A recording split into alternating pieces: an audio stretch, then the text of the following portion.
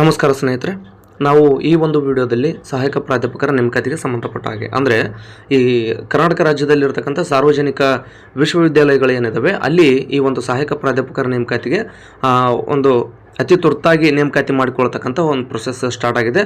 So ಏನಿದು ಅಂದರೆ ನೇಮಕಾತಿ ನಡೆಯದಿದ್ದರೆ UGC 12B ಮಾನ್ಯತೆ ಸಿಗೋದಿಲ್ಲ ಅಂತೇಳಿ ಸಿಗಲ್ಲ ಅಂತೇಳಿ ಏನು ತಮ್ಮನೆಲ್ಲನ್ನು ಕೊಟ್ಟಿದ್ದೀನಿ. ಸೊ ಇದೆಲ್ಲದ್ರ ಬಗ್ಗೆ ಡಿಸ್ಕಸ್ ಮಾಡೋಣ. ಅಂದರೆ ಇದೆಲ್ಲ ಯಾಕೆ ಹೇಳ್ತಾ ಇದ್ದೀನಿ ಅಂದರೆ ಈ ಒಂದು ಸಹಾಯಕ ಪ್ರಾಧ್ಯಾಪಕರ ನೇಮಕಾತಿ ಅತಿ ಶೀಘ್ರದಲ್ಲಿ ನೋಟಿಫಿಕೇಶನ್ ಆಗ್ತಕ್ಕಂಥ ಚಾನ್ಸಸ್ ಇರೋದರಿಂದ ಸೊ ನಾನು ಈ ಒಂದು ವಿಡಿಯೋದಲ್ಲಿ ಅದ್ರ ಬಗ್ಗೆ ಮಾಹಿತಿಯನ್ನು ನೀಡ್ತೀನಿ.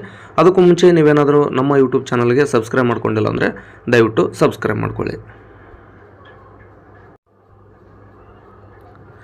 ತಾವಿಲ್ಲಿ ನೋಡ್ಬೋದು UGC 12B ಮಾನ್ಯತೆ ಅಂದರೆ ನೋಡಿ, ಯೂನಿವರ್ಸಿಟಿ ಗ್ರಾಂಟ್ಸ್ ಕಮಿಷನ್ ಅಂದರೆ UGC ಏನಿದೆ, UGC ನೀಡುವ ಒಂದು ಪ್ರಮುಖ ಮಾನ್ಯತೆ ಇದು ಆಗಿದೆ. ಅಂದರೆ 12B ಅಂತಕ್ಕಂಥದ್ದು ಇದು ಕಾಲೇಜು ಅಥವಾ ವಿಶ್ವವಿದ್ಯಾಲಯಕ್ಕೆ ಕೇಂದ್ರ ಸರ್ಕಾರದಿಂದ ಆರ್ಥಿಕ ಸಹಾಯವನ್ನು ಪಡೆಯಲು ಅವಕಾಶವನ್ನು ಮಾಡುತ್ತೆ. ಅಂದರೆ ಇದನ್ನು ನಾವು ಸರಳವಾಗಿ ನೋಡೋದಾದರೆ 12B ಸ್ಟೇಟಸ್ ಒಂದು ವೇಳೆ ಅಂದರೆ ಆ ಮಾನ್ಯತೆ ಇದ್ದರೆ UGC ಮೂಲಕ ಹಣಕಾಸು ನೆರವು ಸಿಗುತ್ತೆ, ಸಂಶೋಧನೆ ಅನುದಾನಗಳು ಸಿಗ್ತವೆ, ಪ್ರಾಜೆಕ್ಟ್ ಫಂಡಿಂಗ್ ಸಿಗ್ತವೆ, ಇಂಥ ಮುಂತಾದ ಅನೇಕ ಸೌಲಭ್ಯಗಳನ್ನು ಆಯಾ ಯೂನಿವರ್ಸಿಟಿಗಳು ಪಡಿಬಹುದು. ಹಾಗಾಗಿ ನೋಡಿ,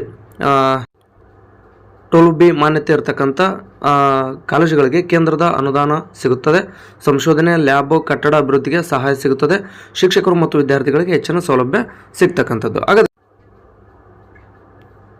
ಈ ಎಲ್ಲ ಸೌಲಭ್ಯಗಳು ಸಿಗೋದಕ್ಕೂ ಈ ಸಹಾಯಕ ಪ್ರಾಧ್ಯಾಪಕರ ನೇಮಕಾತಿ ನಡೆಯೋದಕ್ಕೂ ಏನು ಸಂಬಂಧ ಅಂತಕ್ಕಂಥ ನಿಮ್ಮ ಪ್ರಶ್ನೆ ಇರ್ಬೋದು. ಅಂದರೆ ನೀವು ಸಹಾಯಕ ಪ್ರಾಧ್ಯಾಪಕರ ನೇಮಕಾತಿಗೆ ಏನು ನೋಟಿಫಿಕೇಷನ್ ಆಗ್ತವೆ ಅದು ಯಾವಾಗ ಆಗುತ್ತೆ ಅನ್ನೋದ್ರ ಬಗ್ಗೆ ಹೇಳ್ರಿ, ಅದನ್ನು ಬಿಟ್ಟು 12B ತೊಗೊಂಡು ನಾವೇನು ಮಾಡೋಣ ಅನ್ನುವಂಥ ಅಭ್ಯರ್ಥಿಗಳು ಕೂಡ ಇರ್ತೀರಿ. ಸ್ನೇಹಿತರೆ, ನಿಮಗೆ ಸ್ಪಷ್ಟಪಡಿಸ್ತೀನಿ ನೋಡಿ, ಯಾವ ಒಂದು ಯೂನಿವರ್ಸಿಟಿಗಳಲ್ಲಿ ಬೋಧಕರ ಹುದ್ದೆಗಳು ಖಾಲಿ ಇರ್ತವೆ ಅಂಥ ಒಂದು ಯೂನಿವರ್ಸಿಟಿ ಅಥವಾ ಕಾಲೇಜುಗಳಿಗೆ 12B ಮಾನ್ಯತೆ ಸಿಗೋದಿಲ್ಲ. ಅಂದರೆ ನೋಡಿ, ಗೆಸ್ಟ್ಗಳಲ್ಲ, ಅದರ ಬದಲಾಗಿ ಸಹಾಯಕ ಪ್ರಾಧ್ಯಾಪಕರ ನೇಮಕಾತಿಯನ್ನು ಮಾಡಿಕೊಂಡು ಅದನ್ನು ಹುದ್ದೆಗಳನ್ನು ಖಾಲಿ ಇಡದೇ ಆ ಯೂನಿವರ್ಸಿಟಿಗಳು ಹುದ್ದೆಗಳನ್ನು ಭರ್ತಿ ಮಾಡ್ಕೋಬೇಕಾಗತ್ತೆ.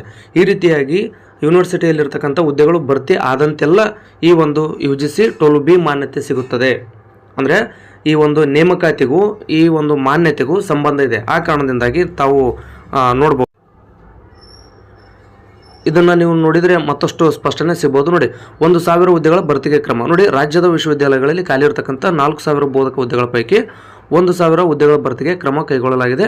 ವಿಶ್ವವಿದ್ಯಾಲಯ ಅನುದಾನ ಆಯೋಗ ಅಂದರೆ UGC ಏನಿದೆ 12B ಮಾನ್ಯತೆ ಸಿಗಬೇಕಾದ್ರೆ ವಿಶ್ವವಿದ್ಯಾಲಯಗಳಲ್ಲಿ ಕಾಯಂ ಸಿಬ್ಬಂದಿ ಇರಬೇಕು. ಹಾಗಾಗಿ ವಿಶ್ವವಿದ್ಯಾಲಯಗಳನ್ನು ಬಲಗೊಳಿಸಲಾಗುವುದು ಅಂತೇಳಿ ಮಾನ್ಯ ಉನ್ನತ ಶಿಕ್ಷಣ ಸಚಿವರಾದಂಥ ಡಾಕ್ಟರ್ MC ಸುಧಾಕರ್ ಸರ್ ಹೇಳಿರ್ತಕ್ಕಂಥದ್ದು ಇಲ್ಲಿ ನಿಮಗೆ ಅರ್ಥ ಆಗಿದೆ ಅಂದ್ಕೊಂಡಿನಿ. ಅಂದರೆ 12B ಮಾನ್ಯತೆ ಸಿಗಬೇಕು ಆಗಿತ್ತು ಅಂದರೆ ಈ ವಿಶ್ವವಿದ್ಯಾಲಯಗಳಲ್ಲಿರ್ತಕ್ಕಂಥ ಏನು ಖಾಲಿ ಹುದ್ದೆಗಳಿದ್ದಾವೆ ಅಲ್ಲಿ ಖಾಲಿ ಹುದ್ದೆಗಳ ಬದಲಾಗಿ ಅಥವಾ ಅತಿಥಿಗಳ ಬದಲಾಗಿ ಅದು ಕಾಯಂ ಸಿಬ್ಬಂದಿಗಳು ತುಂಬಿರಬೇಕಾಗತ್ತೆ. ಆ ಕಾರಣಕ್ಕೋಸ್ಕರ ಈಗ ಈ ಒಂದು 12B ಮಾನ್ಯತೆಗೋಸ್ಕರ 1,000 ಬೋಧಕ ಹುದ್ದೆಗಳನ್ನು ತುಂಬಿಕೊಳ್ತೀವಿ ಅಂತ ಈಗ ಸ್ವತಃ ಅಂದರೆ ಉನ್ನತ ಶಿಕ್ಷಣ ಸಚಿವರೇ ಹೇಳಿರ್ತಕ್ಕಂಥದ್ದು. ಈಗ ನಿಮಗೆ ಸ್ಪಷ್ಟನೆ ಸಿಕ್ಕಿದೆ. ಇದು ಬಹುದಿನಗಳ ಕಾಲ ಸಮಯವನ್ನು ತೆಗೆದುಕೊಳ್ಳೋದಿಲ್ಲ. ಅದೆಷ್ಟೊತ್ತಿದ್ರೂ ಕೂಡ ಅತಿ ಶೀಘ್ರದಲ್ಲಿ ನೋಟಿಫಿಕೇಷನನ್ನು ಮಾಡ್ತಾರೆ. ಯಾರೆಲ್ಲ KSETಗೆ ರೆಡಿ ಆಗ್ತಾ ಇದ್ದೀರಿ ಅಂದರೆ KSET ಆಗಿಲ್ಲ ಬಟ್ PG ಆಗಿದೆ ಅಂಥವರು KSETಗೆ ತಯಾರಿಯನ್ನು ನಡೆಸಿ, ಏನು ತೊಂದರೆ ಇಲ್ಲ. KSET, ನೆಟ್ ಮತ್ತು ಅಸಿಸ್ಟೆಂಟ್ ಪ್ರೊಫೆಸರ್ ಈ ಮೂರಕ್ಕೂ ಕೂಡ ಒಂದೇ ರೀತಿಯಾದಂಥ ಸಿಲೆಬಸ್ ಇರೋದ್ರಿಂದ ನೀವು KSET ಓದಿದಿರಿ ಅಂದರೆ ಅದರ ಅರ್ಥ ಅಸಿಸ್ಟೆಂಟ್ ಪ್ರೊಫೆಸರ್ಗೂ ಕೂಡ ರೆಡಿ ಇದ್ದೀರಿ ಅಂತಲೇ ಕಾರಣ ಅಂದರೆ ಅರ್ಥ ಆಗುತ್ತೆ. ಸೊ ಆ ಕಾರಣದಿಂದಾಗಿ ನೀವು ಇಷ್ಟೆಲ್ಲ ಸ್ಪಷ್ಟನೆ ಸಿಕ್ಕಿದಾಗಿಯೂ ಕೂಡ ಓದದೆ ಹೋದರೆ ಅಥವಾ KSETನ್ನು ಕ್ಲಿಯರ್ ಮಾಡ್ಕೊಳ್ಳದೆ ಹೋದರೆ ಅದು ನಿಮ್ಮ ತಪ್ಪಾಗುತ್ತೆ. ಯಾಕೆಂದರೆ 4 ವರ್ಷ 5 ವರ್ಷಗಳಿಗೊಮ್ಮೆ ಇಂಥ ನೋಟಿಫಿಕೇಷನ್ಗಳು ಆಗ್ತಾ ಇರ್ತವೆ.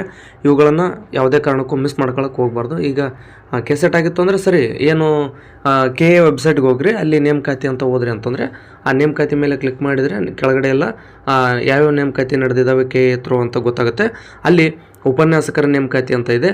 ಆ ಉಪನ್ಯಾಸಕರ ನೇಮಕಾತಿ ಮೇಲೆ ನೀವು ಕ್ಲಿಕ್ ಮಾಡಿದ್ರಿ ಅಂತಂದರೆ ಸಹಾಯಕ ಪ್ರಾಧ್ಯಾಪಕರ ನೇಮಕಾತಿ ಅಂತ ಇರುತ್ತೆ. ಸಹಾಯಕ ಪ್ರಾಧ್ಯಾಪಕರ ಮೇಲೆ ಕ್ಲಿಕ್ ಮಾಡಿದ್ರಿ ಅಂದರೆ ಅಲ್ಲಿ ಕೊನೆಗೆ ನಿಮ್ಮದು ಒಂದು ಪಠ್ಯಕ್ರಮ ಇರುತ್ತೆ. ಆ ಪಠ್ಯಕ್ರಮವನ್ನು ಡೌನ್ಲೋಡ್ ಮಾಡಿಕೊಂಡು ಈ ಒಂದು ಅಸಿಸ್ಟೆಂಟ್ ಪ್ರೊಫೆಸರ್ ಹುದ್ದೆಗಳಿಗೆ ನೀವು ನಿಮ್ಮ ಸಿಲೆಬಸ್ ಏನಿದೆ ಡೌನ್ಲೋಡ್ ಮಾಡಿಕೊಂಡು ಓದುವಂಥ ಕೆಲಸವನ್ನು ಮಾಡ್ಬೋದು. ನೋಡಿ, ಇಷ್ಟು ಸ್ಪಷ್ಟನೆ ಸಿಕ್ಕಾಗಿಯೂ ಕೂಡ ಓದದೆ ಹೋದರೆ ಅದು ನಮ್ಮ ತಪ್ಪಾಗುತ್ತೆ. ಯಾಕಂದರೆ ಇಲ್ಲಿ UGCಯ 12B ಈ ಒಂದು ಮಾನ್ಯತೆಗೋಸ್ಕರನಾದರೂ ಇಲ್ಲಿ ಈ 1,000 ಹುದ್ದೆಗಳನ್ನು ಭರ್ತಿ ಮಾಡಲೇಬೇಕಾಗುತ್ತೆ. ಅಂದರೆ ಇವು 1,000 ಹುದ್ದೆಗಳನ್ನು ಭರ್ತಿ ಮಾಡಿದ ತಕ್ಷಣ ಟೋಲ್ ಬಿ ಸಿಗುತ್ತಂತಲ್ಲ, ಅಂದರೆ ಬೇರೆ ಬೇರೆ ಮಾನದಂಡಗಳಿರ್ತಾವೆ, ಅವನ್ನೆಲ್ಲನೂ ತೊಗೊತಾರೆ.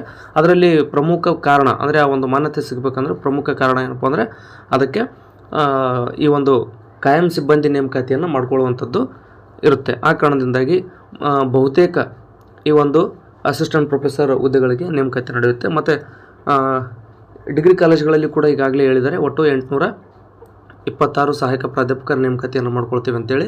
ಅಂದರೆ 2021ರಲ್ಲಿ ನೋಟಿಫಿಕೇಷನ್ ಆಗಿತ್ತು, ತದನಂತರ 2026ರಲ್ಲಿ ನೋಟಿಫಿಕೇಷನ್ ಆಗ್ತಕ್ಕಂಥ ಚಾನ್ಸಸ್ ಇರೋದ್ರಿಂದ ನೋಡಿ ಹೆಚ್ಚು ಕಡಿಮೆ ಒಂದು 5 ವರ್ಷ ಸಮಯ ತೊಗೊಂಡಿದೆ, ಅಂದರೆ ಒಂದು ನೇಮಕಾತಿ ಆಗೋದಕ್ಕೆ. ಮತ್ತು ಇಷ್ಟೊಂದು ಸುದೀರ್ಘ ಟೈಮನ್ನು ತೊಗೊಂಡಿರ್ಬೇಕಾದ್ರೆ 2026ರಲ್ಲಿ ನೋಟಿಫಿಕೇಷನ್ ಆಯಿತು ಅಂದರೆ ಈಗ ನೀವೇನಾದರೂ ಮಿಸ್ ಮಾಡ್ಕೊಂಡ್ರೆ ಹೆಚ್ಚು ಕಡಿಮೆ 2030ವರೆಗೂ ಕೂಡ ಹೋಗ್ಬಿಡುತ್ತೆ. ಆ ಕಾರಣಕ್ಕೋಸ್ಕರ 3-4 ವರ್ಷ ಯಾವುದೇ ಕಾರಣಕ್ಕೂ ವೇಟ್ ಮಾಡ್ತಕ್ಕಂಥ ಕೆಲಸವನ್ನು ಮಾಡೋಕ್ಕೆ ಹೋಗಬೇಡಿ. ಈಗಿರ್ತಕ್ಕಂಥ ಅವಕಾಶವನ್ನು ಸದುಪಯೋಗ ಪಡಿಸ್ಕೊಳ್ಳಿ. ಜೊತೆಗೆ PU ಲೆಕ್ಚರರ್ ಕೂಡ ನೋಟಿಫಿಕೇಷನ್ ಮಾಡುವಂಥ ಎಲ್ಲ ಚಾನ್ಸಸ್ ಇರೋದ್ರಿಂದ ಬಹುತೇಕ ಈಗ ಅಲ್ಲಿ ನಿಮ್ಮ PG ಏನಿರುತ್ತೆ ಅದನ್ನೇ ಓದ್ಕೊಂಡ್ರೆ ಸಾಕು ನೋಡಿ, PU ಲೆಕ್ಚರ್ಗೂ ಓದಂಗೆ ಆಗುತ್ತೆ. ಈಗ ಉದಾಹರಣೆಗೆ ಹಿಸ್ಟ್ರಿ ಅಂತ ಅಂದ್ಕೊಳ್ಳಿ, ಹಿಸ್ಟ್ರಿಯನ್ನು ನೀವು ಅಸಿಸ್ಟೆಂಟ್ ಪ್ರೊಫೆಸರ್ ಸಿಲೆಬಸ್ ಏನಿದೆ ಆ ಸಿಲೆಬಸ್ನ ಓದಿದರೆ ಸಾಕು.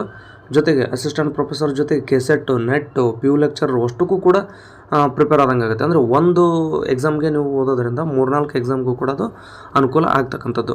ಸೊ ಇಷ್ಟೆಲ್ಲ ಅವಕಾಶಗಳಿರುವಾಗ ಯಾವುದೇ ಕಾರಣಕ್ಕೂ ಮಿಸ್ ಮಾಡ್ಕೊಳಕ್ಕೆ ಹೋಗ್ಬಿಡಿ. ನೇಮಕಾತಿಯನ್ನು ಸರ್ಕಾರ ಅತಿ ತುರ್ತಾಗಿ ನೇಮಕಾತಿ ಮಾಡೇ ಮಾಡುತ್ತೆ. ಆ ಕಾರಣದಿಂದಾಗಿ ಯಾರೆಲ್ಲ ಈ ಒಂದು ಅಸಿಸ್ಟೆಂಟ್ ಪ್ರೊಫೆಸರ್ ಹುದ್ದೆಗಳಿಗೆ ಆಕಾಂಕ್ಷಿಗಳಿದ್ದೀರಿ ಅವರು ಓದುವಂಥ ಕೆಲಸವನ್ನು ಮಾಡಿ ಅಂತ ಹೇಳ್ತಾ ಈ ಒಂದು ವಿಡಿಯೋನಲ್ಲಿ ಮುಗಿಸ್ತಾ ಇದ್ದೀನಿ. ನಿಮಗೇನಾದರೂ ಡೌಟ್ ಇದ್ದರೆ ಈ ಒಂದು ವಿಡಿಯೋದ ಕಮೆಂಟ್ ಬಾಕ್ಸ್ ಅಂತೂ ಓಪನ್ ಇದ್ದೇ ಇರುತ್ತೆ. ನಿಮ್ಮ ಅಭಿಪ್ರಾಯವನ್ನು ತಿಳಿಸಿ, ಹಾಗೆ ಏನಾದರೂ ಪ್ರಶ್ನೆಗಳಿದ್ದಲ್ಲಿ ಪ್ರಶ್ನೆಯನ್ನು ಕೇಳಿ ನಿಮಗೆ ಉತ್ತರಿಸುವಂಥ ಪ್ರಯತ್ನವನ್ನು ಮಾಡ್ತೀನಿ ಅಂತ ಹೇಳ್ತಾ ಈ ಒಂದು ವಿಡಿಯೋನಲ್ಲಿ ಮುಗಿಸ್ತಾ ಇದ್ದೀನಿ. ಧನ್ಯವಾದಗಳು.